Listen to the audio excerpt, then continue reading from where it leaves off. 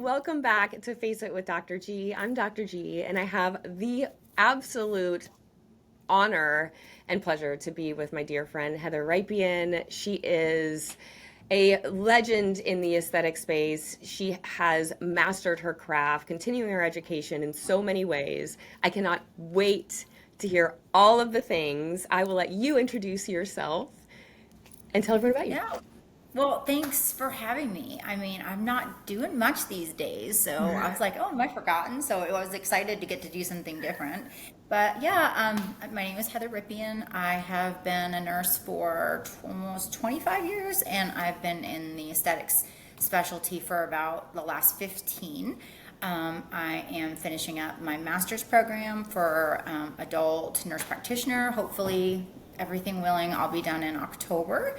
I have two practices that I work at. One in New York City that I've been at for, well, I've been working in New York, kind of commuting for about 10 years. And recently started seeing patients back in my hometown of Charlotte, like maybe a year or two ago. But right now, I'm just kind of doing a lot. I don't have a regular schedule. My passion is building relationships with my patients. I'm a quality over quantity guy, and teaching. Like, I love mentoring, teaching, all the things. And I think the thing that makes me happy right now is I have the flexibility and to do a little bit of everything. So I don't get bored. I need a Yeah. little bit of healthy chaos in my life, and monotony is just not in my alphabet. It's not my favorite thing. So I'd say, yeah, I like training a lot. I've been a trainer with Galderma for maybe 6 or 7 years. Do some private trainings, spoke at some conferences, just do a little bit of everything.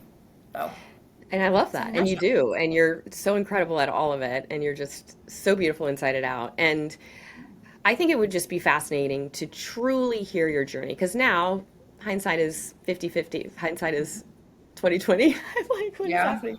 Uh, and it doesn't come easy to many people that, are in medicine to really truly enjoy life and incorporate all of your pleasures and your hobbies and all that. I know personally, as I've grown in the business sense, I lose track of what my hobbies are and were. I forget them because I'm working all the time. So tell us about your journey, how you started in aesthetics and what brought you to where you are. Well, I think like the core of that is even backing up before aesthetics. And I'll make it brief, but people kind of that, like, you know someone from social media or you meet them, but you really don't get the foundation of like why they are the way they are. Is it authentic? And so the thing that I like to share with people that everyone says, oh my God, that's like incredible, was where I started, like just in life. So when I had some personal stuff that I just don't share very often. Someone could grab me on the side and I'm happy to share it, but not here. I went to private school, and then when I went to a public school and there were boys, I kind of went a little nuts. And I was always like like the best student. They told me I couldn't do something, I do it. You can't write for the mayor's paper until you're 16. I did it at 13. I was always that, and then I'm like, I'm done, and moved on. I don't know what happened in my high school years. I just flipped. I just didn't care about school. I had a social life that wasn't strict Catholic school with the uniform. So I graduated high school by the skin of my teeth. I think I graduated probably ninth from the bottom of my class. And my dad is an immigrant. He passed, but he was from Italy. No one in my family went to college. It was just never something on our agenda that was kind of pushed. So when I graduated, reality kind of slapped me. And I was like, oh my God, all my friends are going to college. And I couldn't get in anywhere. Like, I couldn't. And I'm like, I'm not going to community college. So I got a job, and I was working at the Radisson Hotel in Burlington, Vermont. And I worked I in lived there for a reservations. year. That's so crazy. I You know exactly did? where that is. That's where I did my Yep. I fellowship. worked at the Radisson right on the waterfront there. So And I crazy. worked there. I think I started working there when I was like 16 or 17, and I worked in reservations. And so I was like, for extra money, like, I'm a grinder. I would like work in the front desk. I would work in housekeeping. So I cleaned rooms. Fun fact, at a conference in a hotel, they probably love to clean up after me because it's always left. Like, I wish I would have found rooms. And it was fall, and everyone goes to Vermont for the fall. And they said, Heather, you're always looking to pick up extra stuff. Do you want to work on the Plaza Club level? Because our concierge like called out, and I'm like, I don't know how to do that. And they're like, just take pots and pans, turn upside down, put fancy, tablecloths, whatever, and just make it pretty. And so I was like, okay. So I did it, and it was just wine because I can't make mixed drinks. But I was up there, and I took care of a lot of people. But there was this lovely couple, and they were there for breakfast and then hors d'oeuvres, and I just got to talk to them. And at the end of their stay, the man, his name is Skip, he's like, Heather, did you ever think about being a flight attendant? And I was like, no. Like, where I come from in Simple, Vermont, like that was like a celebrity thing. Like, I had been on an airplane one time in my life, and he goes, I think you would be the best flight attendant there ever was. And he's like, can I have your phone number? Well, we didn't have cell phones. So I was like, okay. So gave him my mom's number. And the next day he called me and said, I have a plane ticket waiting for you at the airport. When you land in Newark, I'm going to meet you. And I was like, oh my God, like what is happening right now? So I did. I flew to Newark, and he met me at my flight, and he walked me my interview, never applied, and said, I think you need to take a look at this one. And I was like, what is even happening? So I made it through the first interview, and then they're like, okay, like we want a second interview, you come to Houston. So I actually flew back to Newark, and I stayed with Skip and Cindy at their house and brought me to You didn't Houston. even know these people.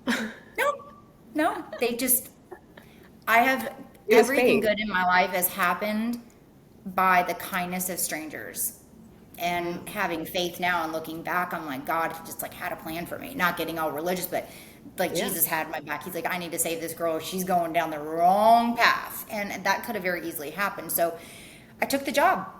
And I thought I was going to be based at Newark. I'd live in Vermont, and I wouldn't have to move. And I got based in Houston. So I'm like, I can't do this. Like, I've never lived in a city.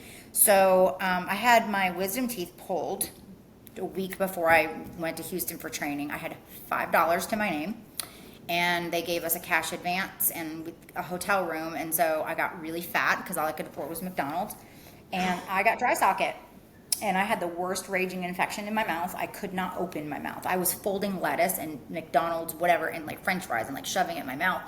And I was like, I have to quit. Like, I have to go home. And a flight attendant said, you can't quit. Like it was so hard to get here. I'm like, and I was crying. I'm like, I don't have any money. I can't go to the dentist. I don't have a car. She's like, my husband's a pilot. Like, let us take you to the dentist. We'll pay for it when you finally can pay us back. Like, pay us back. So that was lifeline number 2.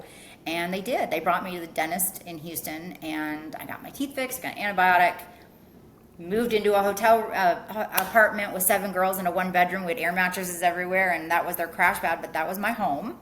And that's where I kind of just got started, and met my husband on a blind date, got engaged after 3 months so we could get to know each other because he lived in Ohio and I was stupid. So people were like, oh my God, you knew? I'm like, no, I got lucky. And his sister was a nurse. She's a CRNA. And so I took classes at community college. I did my prerequisites. And then years later, after 9/11, I couldn't, they gave options to take time off with full benefits and no pay. And that's when I went to nursing school. And so when it came time for clinicals, my son turned 1 September 13th. 9/11 happened. They said, you got to come back. And then I'm like, oh my God, we need leave. So I rode those leaves, and it got me through nursing school.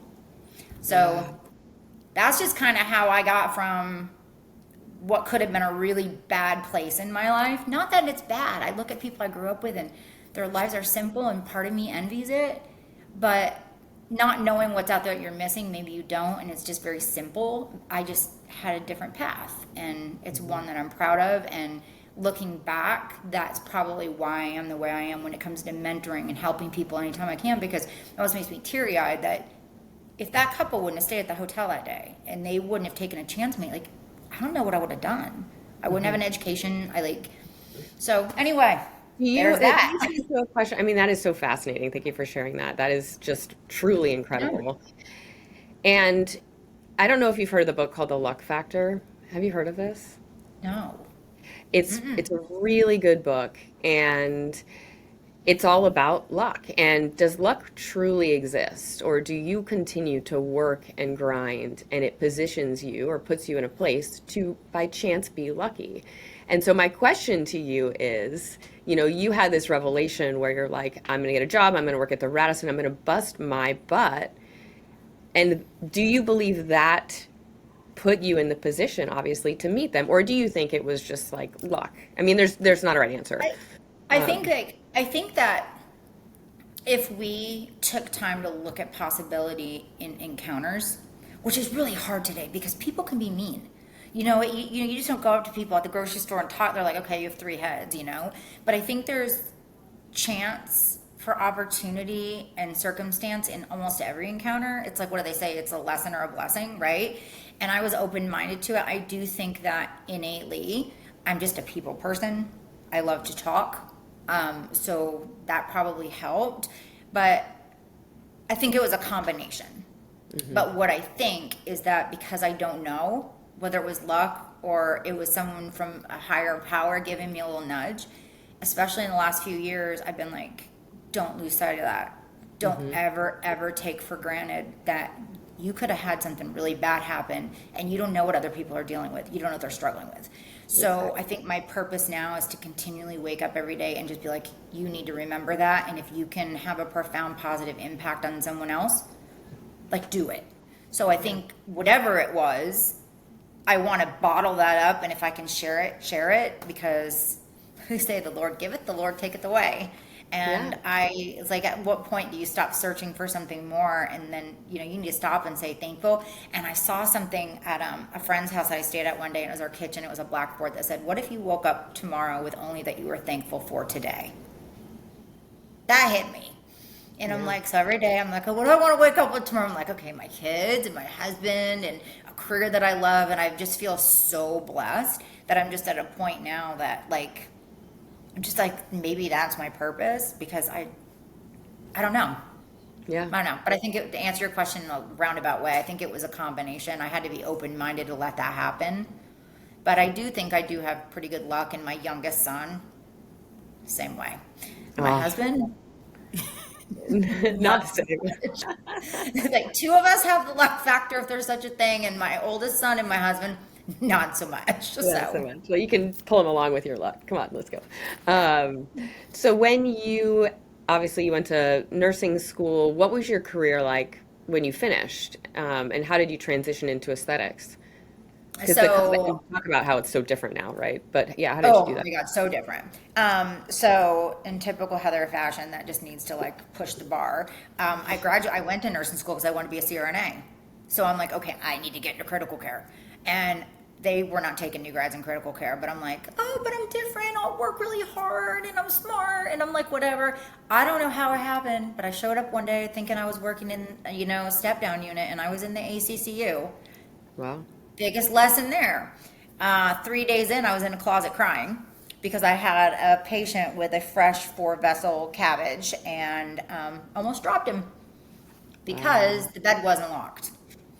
Had I worked on med surge, that bed would have been locked. So there's a lesson. You can want something so bad, but you can't skip the experience component. You can't. And that humbled me pretty much. So, I worked in critical care for a few years. I worked in cardiac critical care, went to the ICU. Then I was like, you know what? I like to talk too much. Like, I can't work in surgery. First of all, it's cold in there. Second of all, There's no windows. quiet. No. So I went to the emergency room and I'm like, let's just do trauma.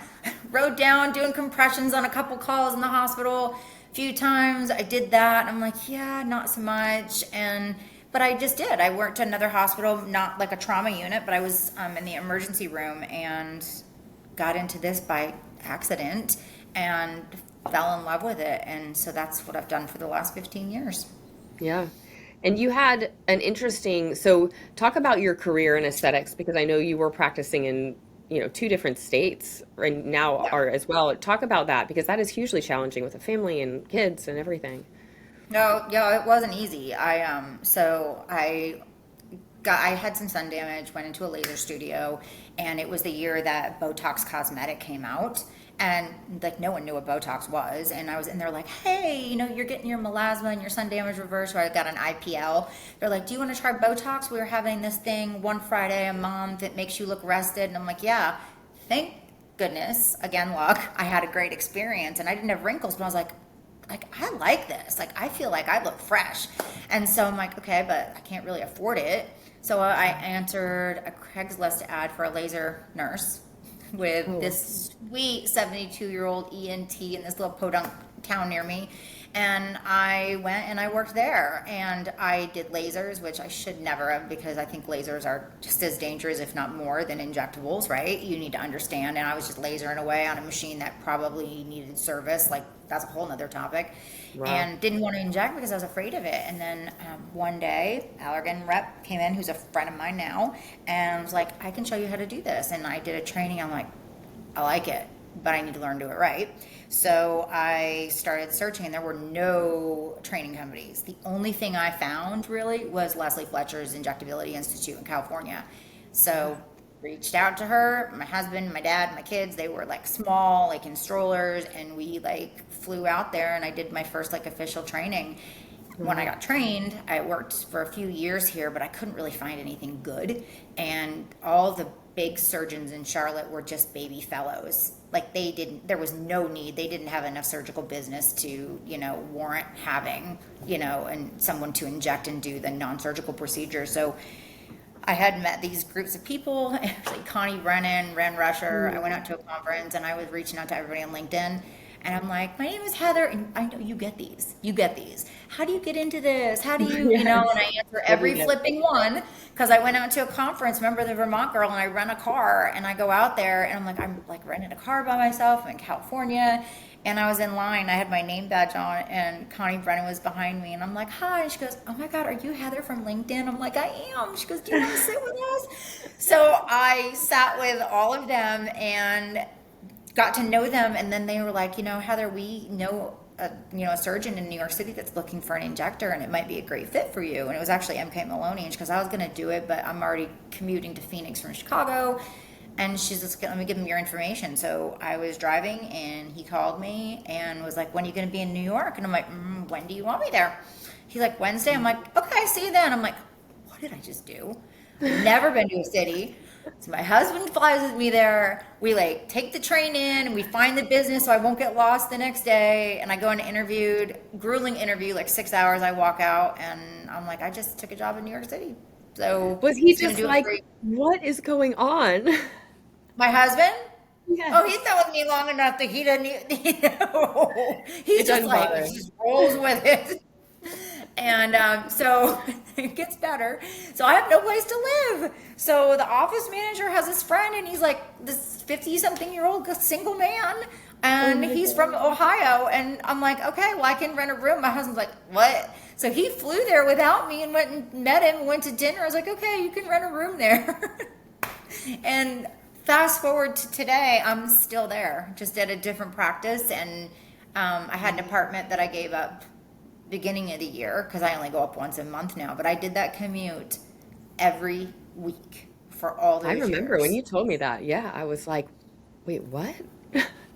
And well, people When you say that, and they're like, but now I look back at it, I'm like, you seriously were certifiable. Like, how did you do it? But it became such a part of my schedule that I never looked at it and looked at it as abnormal. But you have to remember, I was a flight attendant. So I had 3 and 4 day trips. So it was just like going to work for me. I was in a hotel, I was in my apartment. I never have known since I was 20 years old what it was like to be home every night. So, Yeah. yeah. So Wow. it kind of made it a Well, little bit more plausible for me, I guess. yeah. And, you know, I guess when you tell the story about LinkedIn and reaching out and everything really feeling so genuine, you met these women that embraced you and it felt so real and so genuine. Fast forward to now, can you imagine that ever happening? And talk to me about the shifts you've seen in aesthetics. I know we've all, Yeah. seen them. But what are the Um, biggest things for you? well, when I started, it like wasn't a thing, right? So I think I probably knew almost every injector in Charlotte. Grace McLaurin, that has Vitality, was my first trainer ever with Allergan, and she has a place here. And then there were like Deb Scott, Linda, like there's like probably 10. Like you knew everybody, and now you don't know everybody anymore. So I think in the beginning we were all kind of, and I hate to be negative, but you're asking for me my perception. We were kind of all on the same team. Hmm. It wasn't, you didn't feel competition, and if you did, it was truly healthy. Like it wasn't competitive.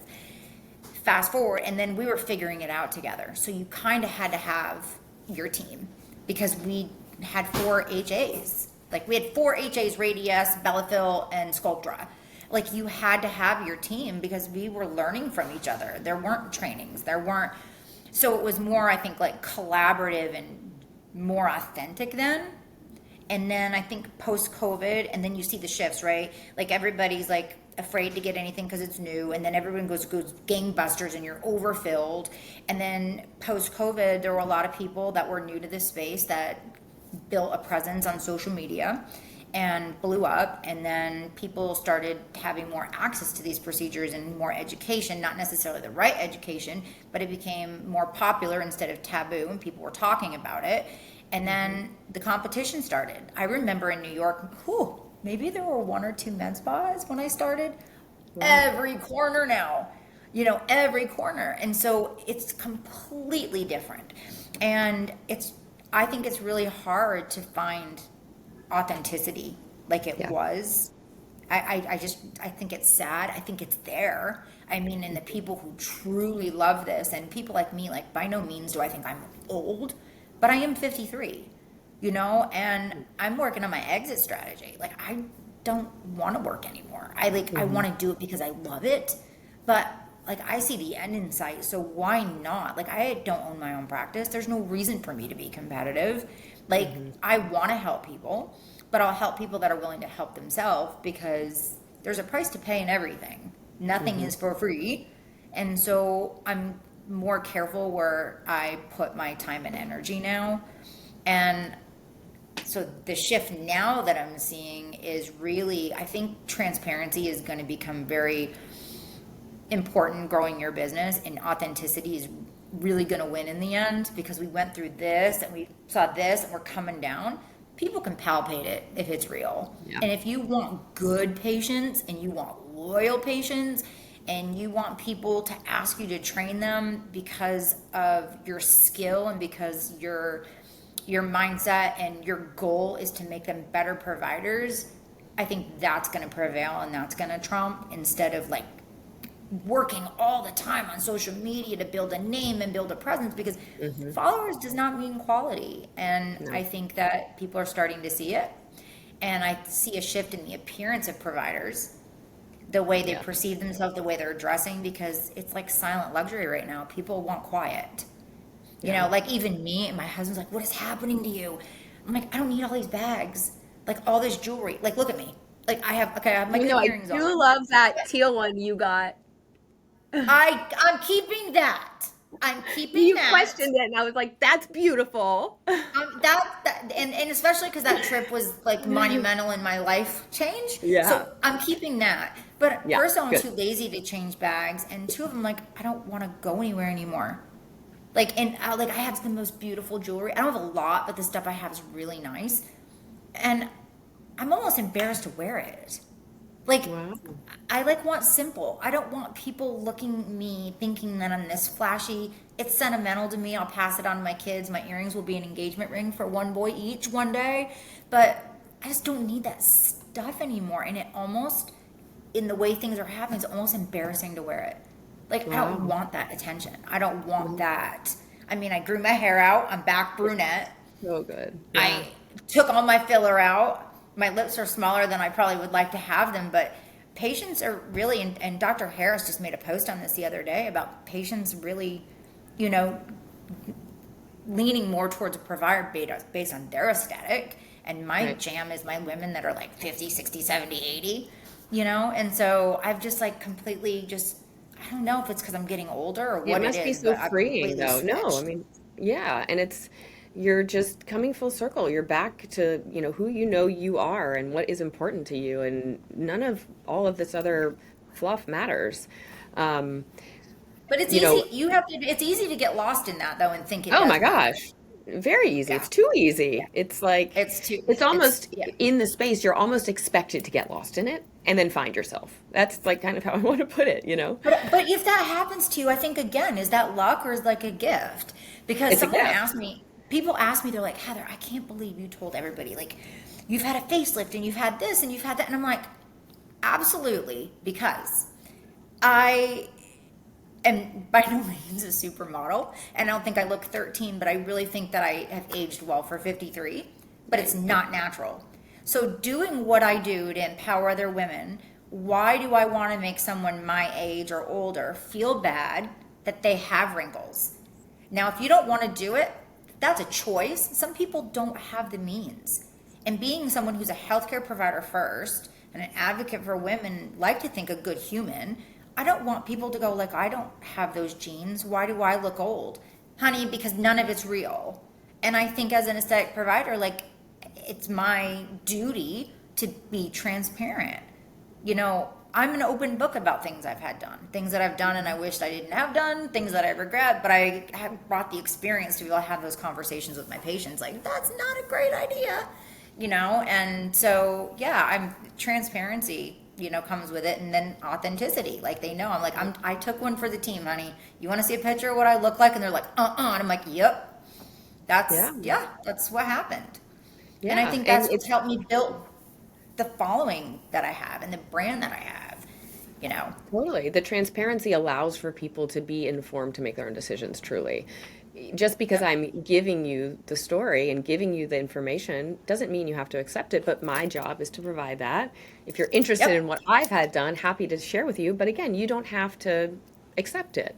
And when you say that to someone, yeah, it's like you can almost see just this wave of relief over them. Like, oh, I don't feel like I'm going to be forced to do this and forced to do that and forced to do that. Do you know they say that all the like, thank you. Thank you for not pushing me. And I ride a lot now, and I'm like such an adult amateur. And I use this thing. So one of the girls at the barn, when my trainer's not there, and she jumps in, she gives me lessons. She'll go, "Okay, Heather, what are your hopes and dreams for today?" And I carry that into my room now, and I'm like, "What are your hopes and dreams? Like, tell me, like in a perfect world," because I love that. You know, you tell me, and we'll see what we can do to achieve that. But it's such a personal decision, and there's so much oh my God, what we know now, and all the stuff that's coming out that's not evidence-based, but anecdotally we're seeing it successful. Like, it's a lot. And I really feel bad for these new providers because it's a lot to navigate. You know, it was a lot to figure it out on your own, but now with all these choices and salespeople in there and watching these people with different opinions, you know, I feel for them. That's not easy to have someone. They need to find someone that they trust that truly mentors them, because that's hard to navigate, I would think. 100%. And keeping it simple has to be a choice now, because there's so many options. Before, there weren't as many options. Now you have to actively say, no, I'm only going to do this and this and this in my practice, which may seem limiting at the beginning. But I agree. I mean, there's too many options. It's very overwhelming, and you need to be selective. I know you didn't own your own practice, but you were so instrumental in the ones that you were at. You know, you had leadership skills and you did all of these things. I guess my question to you, when you look at the med spas in the space and you now see private equity coming in, and seeing that also has changed just the way the space is in general, you know, the money that's available from them for people to scale and expand so rapidly, where being provider owned and operated, physician owned and operated, for me, you know, it's much different. Do you think the private equity space is changing the quality of patient care, or do you think they're trying to kind of maintain the quality? I'm not a business owner. People are like, Heather, when you graduate, are you going to open your own practice? Absolutely, 1,000,000% not my dream. Yeah. I support, but I feel bad for people that don't earn in a surgical practice that have med spas that are quality providers, because there are so many that are not. And it's like an umbrella thing. That's why I choose to stay with a surgeon. And the private equity comes in, and I understand the draw and that money.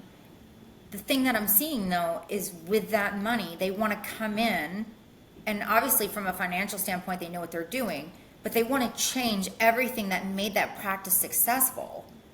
But it's a double-edged sword, because mom and pop places and small practices, it's hard to survive today. So it'll be interesting to see what happens, but I'm not a fan, because I've seen it from the outsider looking in, that they come in and they want to cut corners, and I think the ability to do the little things that make you unique, make that patient experience better. But I agree. it's unfair to ask me because you know what it takes to run a business. And for me to say, like, my thing is, I don't do discounts. Like, I will never, ever, ever, ever, ever, ever discount. I treat this like it's medicine. It's my own personal thing. But I love having the autonomy that my surgeons give me for me to say to a patient, you've been with me for so long. I'm going to give you a free syringe today. Or I want to throw in an extra area, because anything that we get from samples, or whether it's out of our own budget, I'm very selective. But I would rather do a patient, gratitude day than entice people with a sale. Like, because they sale hop, and that's my clientele is just like not that. But I do think that they need to be rewarded for their loyalty. And if they want to try something new, like, that's who I'm going to do that for. And if I was in a private equity, I mean, I had a hot minute where I was with a practice that was a big name that has several locations, and that just is not a good fit for me. Like, I'm not a corporate girl. Like, it takes away from letting people have their individual, But I understand from a business standpoint that when you grow and you have multiple spaces, like you have to have. You end up being limited. Yeah, you get to a point where you're like, well, this is all self-funded. Do I sit in this for a little bit and grow the locations, or do we get extra funding, which is crazy. But when you say the corporate comment, and we circle back to the people or what create the practice, and the culture is the practice. It's the number one most important thing is the people. The other thing I'm seeing and feeling is with private equity money, someone can start a multi-location med spa right away and then offer them more than you're able to pay, your people, and they take them from you. And so I think it's creating this weird dynamic where where's the loyalty and where's the it's just fascinating. But I do hear, this is just kind of like what I hear, because I train a lot. That's why I'm curious. Yeah. I capped for Galderma already. I can't train till 2026. I'm done. Congratulations. That's good. I have 2 trainings. I have one in Wilmington and North Myrtle Beach next week, and then like a local in Charlotte, but like that's it. So I hear a lot. And I'm hearing a lot of private equity, or like companies that are funded by private equity, making these amazing, enticing, like, get you through the door, and then your contract's like good for a year, and then reevaluate. Yeah. So just because you're getting that up front, company's going to be successful either. You if it's don't, new, whatever. Yeah. 1,000%. And you don't burn bridges. Like, you don't, like, for me, both of my surgeons, and I've only been with Dr. Beck like for a couple of years, but he, like, every time I practice, and that's why I think like anyone's lucky to have me. I say that I'm the most humble person, but I don't steal. I can get whatever product I want. Like, right, I train. I am not a cowboy. I don't do noses. I practice like my physician's license is in my hand. I will never push the bar. I don't do something that, ever. And I think that's so important. So they respect me to the point that even for more money, like, I wouldn't leave them. Yeah. I will never, like in New York, Dr. Schwartz, I will never, ever, ever leave that man as long as I work in New York, because he is amazing. He respects me. He'll just send me a random text sometimes and say, I was thinking today, I'm pretty lucky to have you. Oh. And that to me is more than money, more than, I'm like a words of affirmation person. And I know how much he respects me. And I think I'm so lucky for you, because if I have somebody like, tear troughs are his jam, they're not mine. Even though I'm commission based, right? I'll go get him and be like, Rob, I think you can do it better. And so he's like, I'm like, do you have time? And he's like, absolutely. And I'm like, here. And he's like, well, I'm still going to pay you for it. And I'm like, I didn't do it. And he's like, but it was your patient. It's not my patient. We like fight like that. When we were negotiating my pay, he gave me more than I wanted. And he's like, Heather, you have to soak up the cost of coming to the city every week. So to me, where am I going to find that again? Yeah. Like, the staff is amazing. He's fair. Dr. Beck, same thing, but like the dynamic in Charlotte's a little different, because we have this amazing 11,000 square foot. I hands down think it's the nicest practice in Charlotte, but it's the building blocks and still a little bit of turnover, and it's a little, but his heart is in the right place and he's honest. So I wouldn't be enticed by money by anybody at this point, because my quality of life and being appreciated and knowing I have flexibility in my schedule trumps any dollar amount someone could throw at me. And I mean that with everything that I am. Yeah. And why would you almost incentivize creating a bad culture if someone's not happy? Okay, well, is it because you want more money, you want to raise or whatever? You're rewarding misery. Money's not going to make them more happy, or happier. In my opinion, it's the people, it's the culture, it's who you're surrounded by, and having that vision that's aligned. Why are we here today? What are we thankful for? What is our goal for today? And what's the plan for the future? What is there to be excited about? It's very And it's sick in really the head. hard as a business owner. Like when you're a good business owner, you see it. Like you invest in these people and they leave. And there's no such good thing as a bad breakup.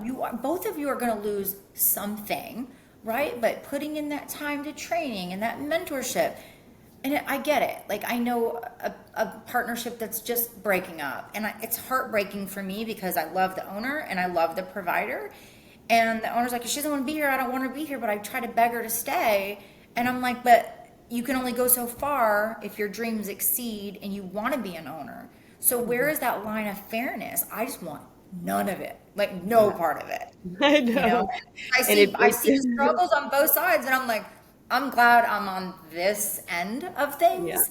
Like, You almost yeah, have to be, you know, borderline just sick in the head to want to do those things. And as my company's grown, and as I move from making all the day-to-day decisions, now I don't make any of those. I mean, the company runs itself and the 3 locations, and I make and how the long did more. it take to get there? Well, yes, I would say, I mean, we're coming up on 8 years in September, which to me isn't very long because most of the growth has been in the last 2 to 3. But it's because the people and, it became so successful that I could invest in an incredible team. But for me, it's like those huge, rare decisions are so challenging that I have to make now. That's so different. And you start thinking to yourself, number one, it's really lonely up here. And I did a podcast saying it's not really lonely at the top, bring everyone with you. But that is true because you do bring everyone with you. But those decisions that are only yours to make are very challenging, and they get harder and harder, and you have no one to talk to. There's no one to teach you how to do it, even if you go to business school. And you have to figure it out. Now, the sick person, like someone I am, will look at it in an optimistic way and say, well, what can I learn from this?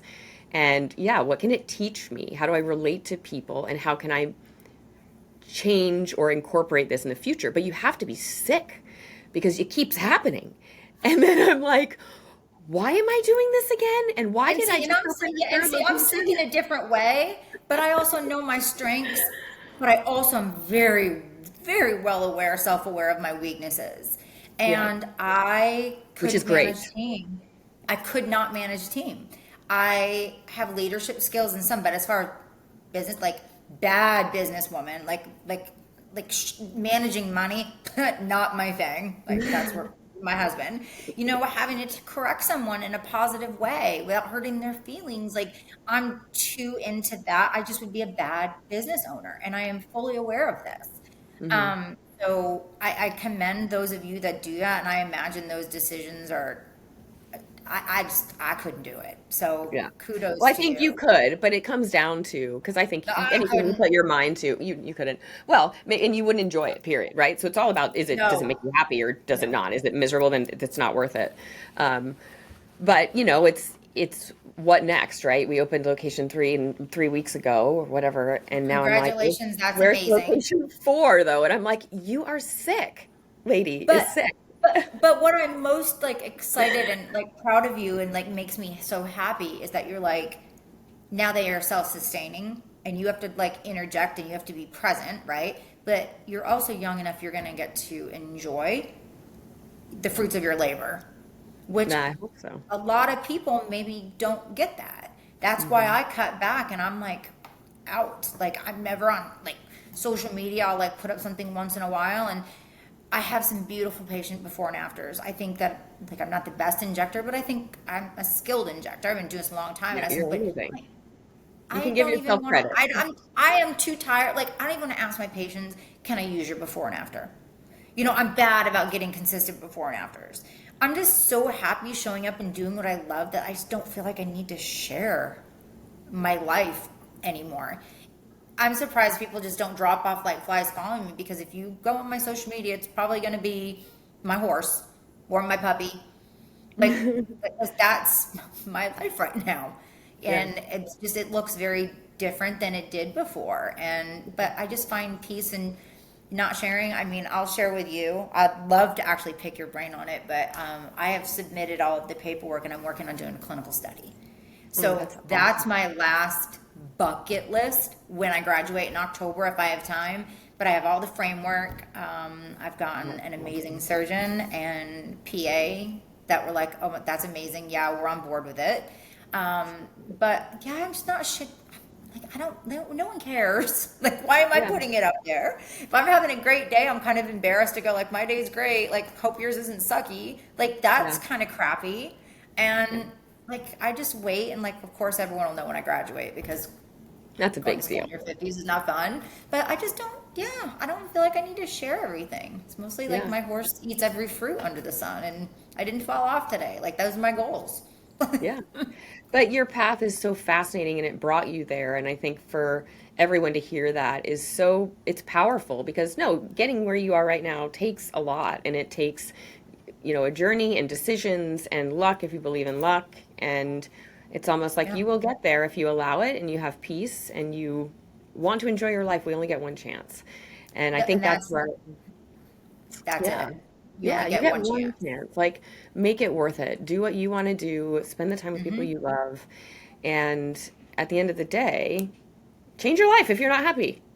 You're the Yeah. only one who can do it. It was so fun. So my dad passed away last September, and the week before he passed away, I don't know what it was. Like we brought him Maine lobster, and we cooked it. And I knew he was sick, but I certainly didn't think we were going to lose him. But I was sitting on the floor, and I was like, Papa, if God forbid, you were to pass away tomorrow, or 5 years from now, 10 years from now, like what would you say to me? And I have it on video. And he says, do what you want. Do what makes you happy, knowing your father loves you. And if it doesn't make me happy, I'm not doing it. Mhm. Not going to a conference that I don't get anything out of. I'm not posting on social media unless I feel like it. I'm not working. I work 7 days a week. I mean, 7 days a month right now seeing patients. 3 in New York, 4 in Charlotte. I go to school. And if I want to do something because it makes me happy, I'll do it. But I'm not anymore. Like I Yeah. figure I worked into my 50s, and by no means am I old, but 50 to 60 is truly Power. My computer's going to your die. Sorry. uh, I need power it's over here. truly the last decade. Like I'll still probably ride horses in my 60s, but Yeah. will I be jumping? Like I fell off last year and I was like in bed for a day. I bruised my ribs and I'm like I feel like I have 10 years of having the physical energy to go still water ski, to still ride my horse. I don't want to wait until I'm 60 and I worked and go, okay, now what? Like, Yeah. retire and travel. You're too tired to freaking walk in Europe. Like, Yeah. so I'm doing it now before it's too late. Yeah. And you So, can truly enjoy it and spend the time with your kids and be agile. Yeah, I totally agree. yeah. Um, well, this has been incredible. And I mean, that's what I got long, like, talk about, like, not so much about aesthetics, but, I think the only thing that's consistent and constant in our space is change. And I tell everybody when I do a training, this is what Heather thinks is best in my practice today. Not to say next year you can't hold it against me if I change my mind, because mhm, I might. I do something different, yearly you reevaluate. You should be stopping to reevaluate. You get right, stuck if you're not open to change. But the right. change me right now is just like, I don't want to be negative around people. I want to spread positivity, enjoy my family, and enjoy my amazing patients that have been loyal to me. Bring them the best that I can in small quantity because it's what I want to do. It's what makes me happy. So Yeah. my dad I should think be it's so proud I fun. listened to him. Yes, So, yeah. he's listening to you right now, and I always say, even specifically with protocols and procedures and SOPs, the minute you print it, it's outdated. So you always have to be thinking about change and what's next, and that's that's the And excitement. as providers, we owe it to our patients. And as Mhm. trainers, we owe it to the newer providers to always tell them, these we're going to give you tools to make you better. Like pick a cherry pick so you can build your own thing. But we always need to be open to change. And I think that's the amazing thing is when you say, I don't know the answer to that. Yeah, Or if you can do it so better, powerful. show me how to do it better. And that's part of growth. That's part of being responsible. like humility, like be humble and be kind. Yeah, The absolutely. rest comes. Rest comes, as well as The rest incredible comes. relationships like with you. And I'm so just lucky to have you in my life and to have met you, years ago. And I feel like we always pick up where we end, and that you're just so special to me in so many ways. So, Yeah, you like people that you meet are lessons or blessings, and I've certainly made some amazing friends through this, and losing my dad and going through life's things when you have hardships and people show up for you when you're silent to check on you, like those are your people, yeah, and so and I would thank you for having me, and this chat was amazing.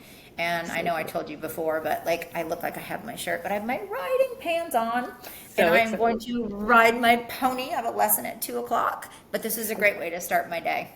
Yeah, I feel the same. And let everyone know how they can follow you. I know you're not huge on Instagram or whatever, but how can people get in touch with you if they want to chat with you more? Send me a message on Instagram. I check it. I just don't look at stuff. I just kind of like check to see if I get messages because that's how my patients get a hold of me. But my Instagram is at Park Avenue, spelled all the way out, RN. And then I have a Facebook, which actually I enjoy more because I'm using them more for social now. But that's Good. probably like the best way. And then if there's something, then I can share my phone number, there. But Okay. direct messages there are probably the best way. Perfect. I love it. So if Well, thank you anything, so I'm good for if you're having a bad day, snapping you out of it because much. it's so much worse. Like you said, it's Yeah. accountability. You're not happy, change it, Yeah. It's up right? to you. No one else can It's do it up to for you. you. So, well, thank Yep. you so much for all of you that have listened. Like, share, subscribe, and we'll see you next time. Thank you.